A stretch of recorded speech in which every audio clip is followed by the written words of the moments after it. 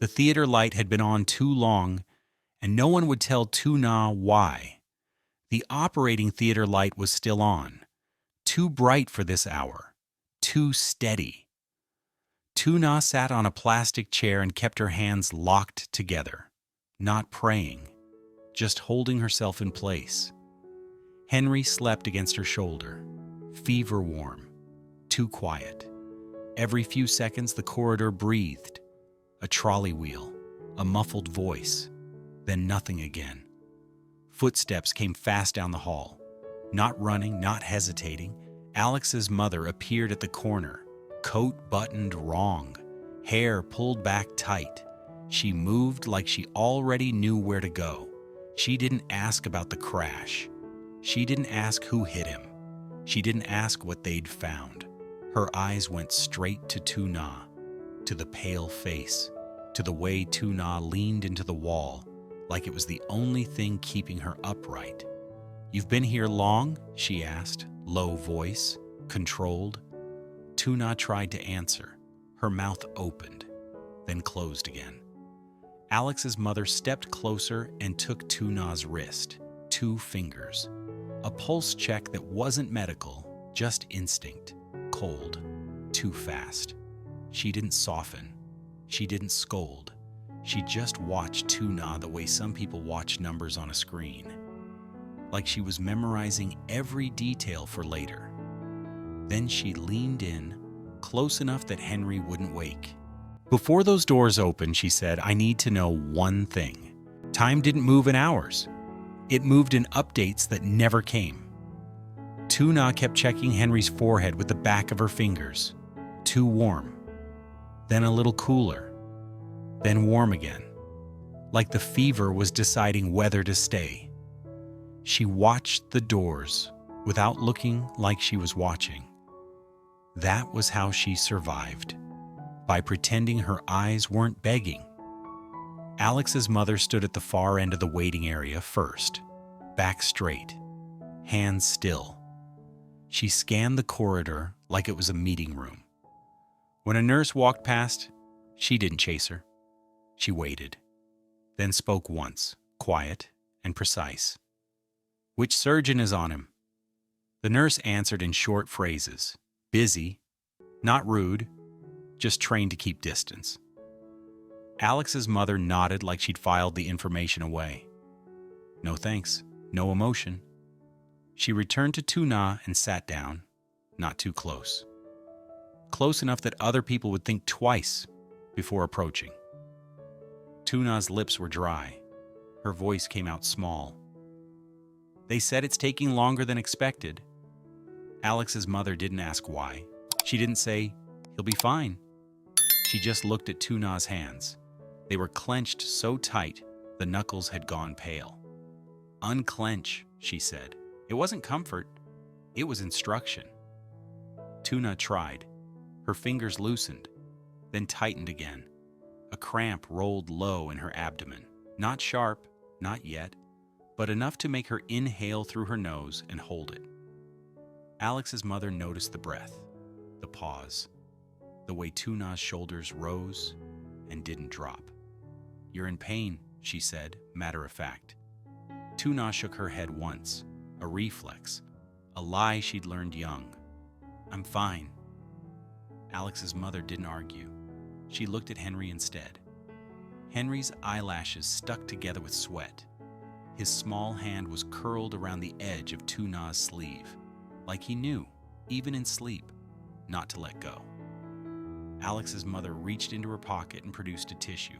She dabbed Henry's chin where dried medicine had left a shiny line. Careful, efficient. Then her gaze returned to Tu Na. "You didn't call me," she said. Tu Na's throat tightened. "I didn't know what to say." Alex's mother's eyes stayed steady. "You say the truth, then you stop talking." A monitor beeped somewhere down the hall. A door opened. Voices. Then the sound faded again. Tu Na's phone vibrated once. She didn't pick it up. Alex's mother glanced at it anyway. Not nosy, alert. "Work?" she asked. Tu Na swallowed. "Lan, A slight change crossed Alex's mother's face. Recognition, not warmth. "She's loyal," she said, as if it was a fact with an expiry date. Tuna finally looked down and read the message. "Are you at the hospital?" Tuna didn't reply. Not yet. She stared back at the sign. Surgery in progress. No change.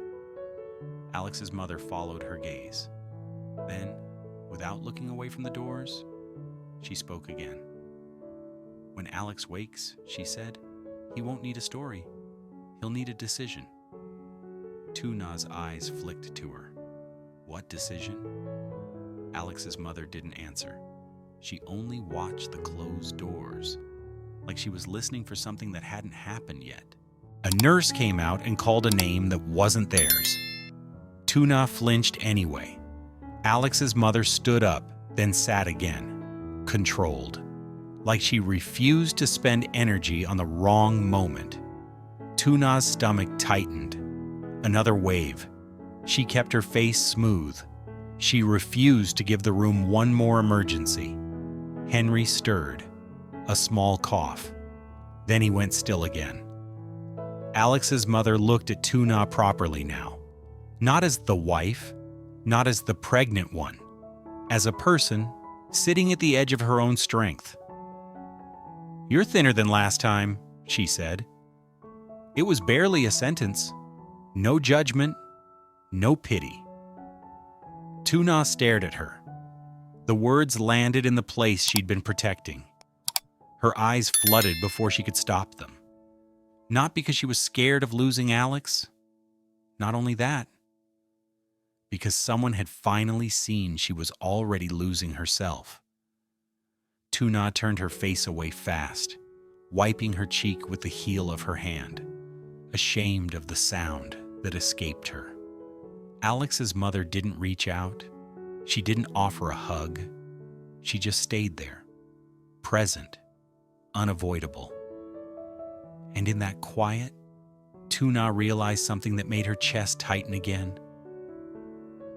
Alex's mother wasn't asking how Tuna was. She was measuring what she would have to protect. The doors at the end of the corridor opened. Not the operating room doors, a side door. A doctor stepped out, mask down, eyes tired. He didn't walk straight to Tuna. He looked at Alex's mother first, as if he already knew who held authority here. "Mrs. he began. "She's his wife," Alex's mother said, nodding once toward Tuna. "And I'm his mother." No introduction beyond that. No need. The doctor motioned them a few steps away, out of Henry's hearing range. His voice dropped. "Head trauma," he said. "Rib fractures. And there's bruising that concerns us." Tuna listened like each word was a weight added to her spine. The doctor glanced down at his notes, then back up. "This impact," he said slowly, "doesn't look like a typical accident." Alex's mother didn't react. No gasp, no widening eyes. "What do you mean?" she asked. The doctor held her gaze. "The angle. The point of contact. It's precise." Tuna's mouth went cold. Her mind went immediately to a steering wheel, to metal, to a car that didn't stop. Alex's mother's hand closed around Tuna's forearm. Tight. Too tight.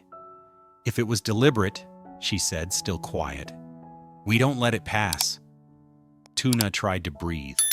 Her abdomen clenched hard, sudden enough that her knees nearly buckled. She caught the wall with one hand. The plaster was cool under her palm. Not comforting, just real. The doctor's eyes flicked to her face, then down, to her belly. "You're pregnant," he said. Not a question. Tuna nodded once. The movement felt expensive. "We need to monitor you," the doctor said.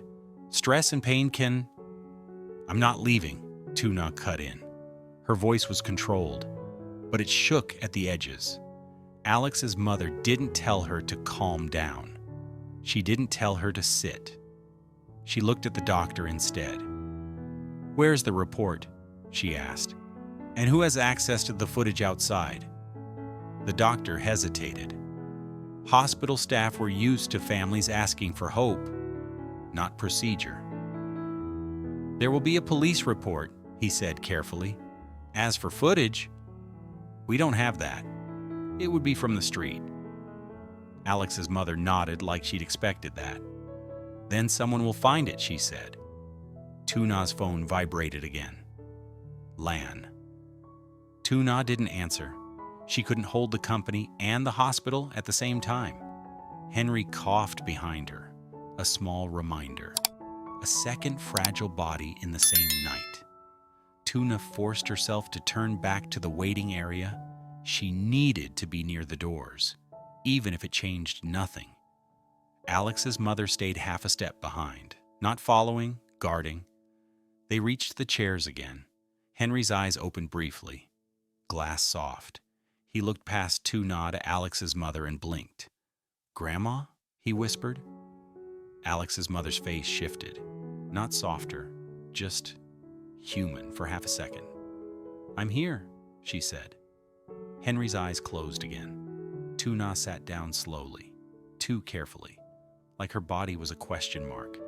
The pain returned in smaller waves now, not letting her forget, not letting her focus. Alex's mother looked down the corridor again, toward the nurses, toward anyone who might be listening.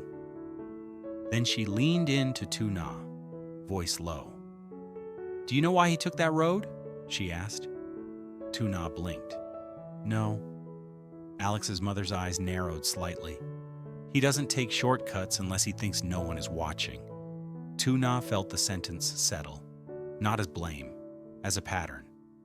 The status sign beeped once and refreshed. Still the same words, still no change. A nurse approached, gentle smile that didn't reach her eyes. "Mrs. Tu Na," she said, "we need you to lie down for a moment, just to check you." Tu Na's instinct was immediate. "No." The nurse didn't argue. She angled her body so Tu Na could see her badge, so Tu Na could see she was real, not an interruption. "It's not a request," the nurse said quietly. "It's safety." Tu Na looked at the doors, at the light above them, as if looking could keep Alex inside. Alex's mother spoke for the first time with a sharper edge. "Do it," she said to Tu Na. Not cruel, final. Tu Na stared at her. "I can't," Tu Na whispered. "If they come out and I'm not here?" Alex's mother's hand tightened again around Tu Na's arm. "If they come out," she said, "I will be here. And if they don't, you still need to be standing." Tu Na swallowed. Her throat burned. She nodded once. Not agreement. Surrender to reality. The nurse brought a wheelchair. Tu Na didn't look at it. She looked at the doors one last time before turning away, because in her mind, turning away felt like letting go. And Alex's mother behind her kept her eyes on those doors, like she was already choosing what to do next. The maternity triage room smelled of disinfectant and warm plastic, too clean for how messy the night felt. Tu Na lay on a narrow bed with paper sheets that crinkled under her. A midwife asked questions in a steady voice. Weeks, symptoms, pain level, any bleeding. Tu Na answered without embellishing. She didn't have energy for drama. Henry sat on a chair near the door, wrapped in Alex's mother's coat. His fever had made his cheeks bright. His eyes kept sliding shut, then opening again like he was afraid of missing something. Alex's mother stood behind him, one hand resting on the chair back, not touching Henry, not because she didn't care, because she didn't want him to feel her own tension. The monitor beeped softly, once, then again. The midwife frowned at the numbers, not panicked, just alert. "Your body's under strain," she said. "Careful wording, professional distance." Tu Na's hand drifted to her belly. She stopped herself, like touching it might make the fear louder. "Can I go back out?" Tu Na asked. The midwife didn't say yes. She didn't say no. "You can?" she said finally. but you shouldn't be alone. Alex's mother's jaw tightened at that. A tiny movement, a decision being formed. Tu Na swung her legs off the bed, too fast. A cramp hit and she had to grab the wall. Alex's mother was there immediately. Not to soothe, to steady. Her grip on Tu Na's elbow was firmer than it needed to be. "You're bleeding," she said, voice low. Tu Na looked at her, no denial this time. Alex's mother's eyes went colder, not at Tu Na, at the world that had placed them here. She turned to the midwife. "What happens if she stays out there?" she asked. The midwife paused, then answered honestly, "She could collapse, and then we lose time." Alex's mother nodded once, filed it, no comment. Tu Na's phone vibrated. Lan again. Tu Na stared at the screen. Missed call, then a text. They're asking questions upstairs. Tu Na didn't need more detail. In Alex's world, questions were weapons, and timing was everything. She looked up at Alex's mother. "Lan?" she said quietly. "Something's happening at the company." Alex's mother didn't ask who Lan was. She already knew. "She can wait," Alex's mother said. Tu Na flinched. "Alex can't." Alex's mother's gaze didn't move. "Alex is unconscious," she said, "and someone still chose tonight to move." Tu Na swallowed. The sentence tasted like a warning. The midwife stepped closer with paperwork. "I need you to sign," she said. "Consent for monitoring." Tu Na held the pen. Her fingers trembled, the same way they had trembled for Alex's surgery form. A small repeat, a cruel echo. She signed. Messy, readable, not elegant. Henry coughed again, a rough sound that made the midwife glance over. Alex's mother finally knelt in front of Henry, eye level. "Breathe slowly," she told him. "Not sweet, not scary, just clear." Henry tried. When Alex's mother stood again, she didn't look at Tu Na right away. She looked down the corridor, toward the waiting area, toward the operating wing. Then she said, almost to herself, "They picked a night when you couldn't chase them." Tu Na's stomach tightened again, not only from pain, from what the sentence implied. Because if the crash wasn't random, then the next move wouldn't be either. They rolled Tu Na back into the main corridor. Paperwork clipped to the end of the bed. A wristband on her arm now. A new label she never wanted. Alex's mother carried Henry. He didn't wake. His cheek pressed into her shoulder, damp with fever. The operating light was still on. Tu Na stared at it like it could answer her, like it could tell her how much blood was too much, how much time was too much. A nurse passed and offered the same line they'd heard all night. "No update yet." Tu Na nodded as if she accepted it. Her hand stayed folded in her lap, hiding the tremor. Alex's mother didn't nod. She watched the nurse's face, watched the eyes, listening for what wasn't being said. The electronic board at the end of the hall refreshed. Names, statuses, timestamps. Alex's name didn't change. Tu Na's phone lit up again. No vibration this time, just light. "Lan, where are you?" Tu Na typed, "Hospital," then deleted it. Because hospital didn't explain anything. It didn't explain why questions were being asked upstairs. It didn't explain why the worst night of her life had suddenly become useful to someone else. Alex's mother sat Tu Na down in the same chair as before, not gently, deliberately, like she was placing her where she could be seen. "Stay," Alex's mother said. One word, a command, and a promise wrapped together. Tu Na nodded. Her throat was too tight to speak. Henry shifted in Alex's mother's arms and made a small sound. Not a cry, just a tired protest. Alex's mother adjusted him with quiet competence. Then she took out her phone. No shaking hands, no missed taps. One short message sent, no name spoken.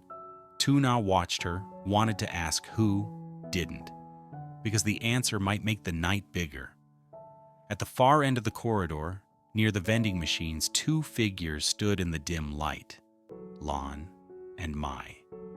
Lan's coat was still on, but her hair was loose, like she'd run her hands through it too many times. Mai stood beside her with her arms folded, expression unreadable, not shocked, not grieving. Both women held their phones low, screens turned slightly away, not hiding, just careful. Lan looked toward the operating wing, then toward Tu Na, then back down the corridor again, as if she was tracking two dangers at once. Mai didn't look at Tu Na. Mai looked at Alex's mother. A quiet exchange. No words. Lan took a step forward, stopped, like she'd hit an invisible line. Alex's mother met her gaze from across the corridor, not angry, not inviting. Lan's mouth tightened. She turned slightly toward Mai, speaking under her breath, too low to hear. Mai didn't answer. She only tilted her head, the smallest movement. They both knew the same thing. Whatever happened on that road, whatever happened in that boardroom, it wasn't separate anymore. The doors stayed shut. The status board didn't change. And at the end of the corridor, Lan and Mai stood in silence, both thinking of the same name, without daring to say it out loud.